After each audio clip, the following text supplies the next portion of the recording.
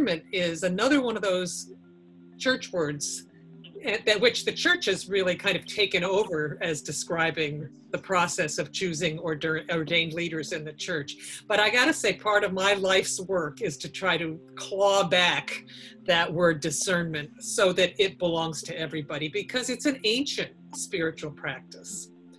If you think about the meaning of the word, I think a good image for discernment is the experience that most of us have had of being in a totally dark place and then finding that your eyes gradually get used to the light and you can start to see. You can start to kind of see your way when you didn't think you knew your way before.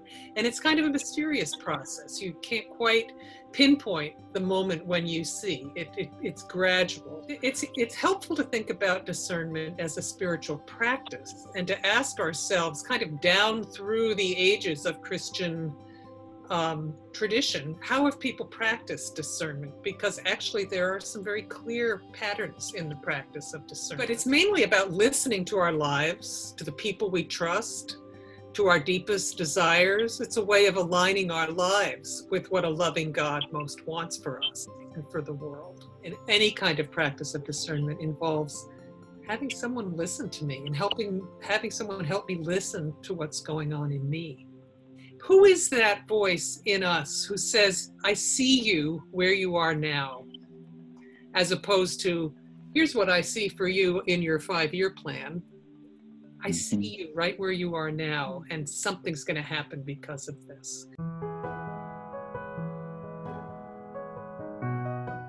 The person that most comes to mind for me when I think of discernment is my friend Nicholas. In the aftermath of not making it through the interview process, as I was sitting there sort of with the shambles of my life, because I invested so much of myself and my time and what I thought I was doing into that process, and he just met all of the questions that I had with more questions. He didn't try to give me answers that he didn't have. He wasn't trite about it.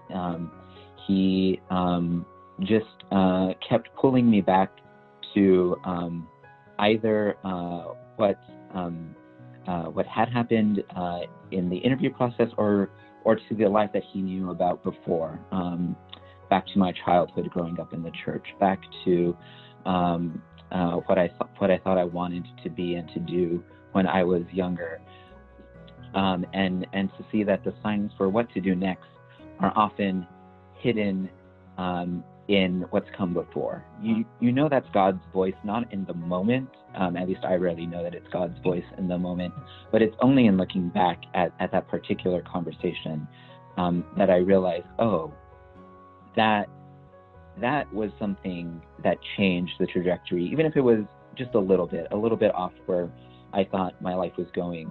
That conversation had an impact, and that could only have been the work of the Spirit.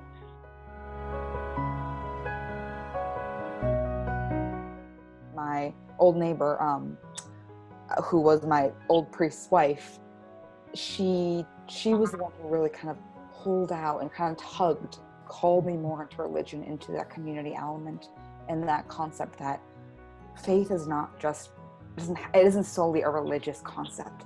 Faith in ourselves, in our environments, in our peers, that's bigger than just us.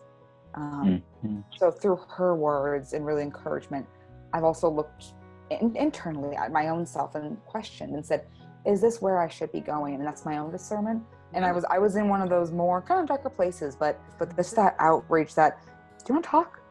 Really allowed me to say, okay, here's where I am. Here's how I can get out of this.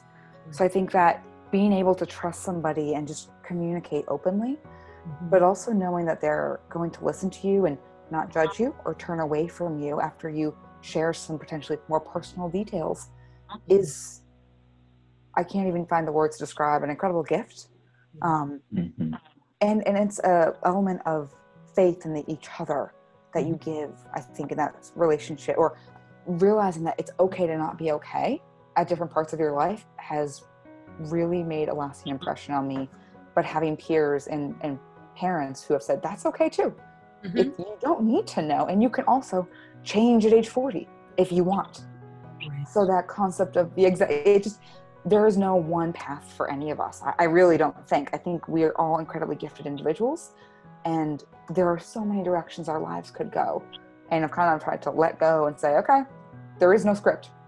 I'm off book here. There is no script. Yeah. There's no job description. I think that when we know that, there's incredible freedom, right? Exactly. And I think that's something that Ignatius of Loyola says, that you have to be in a place of freedom to practice discernment. But a place of freedom can be when you've lost everything. Exactly. And are okay with facing that. I know I've stepped away from God at points in my life, and I from what I've seen, many of us do. But they're still there, welcoming us back into that loom, that fold, saying, your thread's still here. You want to change it? Add in this dark purple? Cool, let's do it. So it's never an end to a story. There's always interweaving and overlap, which I just feel, once I accepted that and said, my path is not straight, but that's okay, and it's still going to be beautiful, whatever I do with it. It's a lot easier to deal with the hardships in life.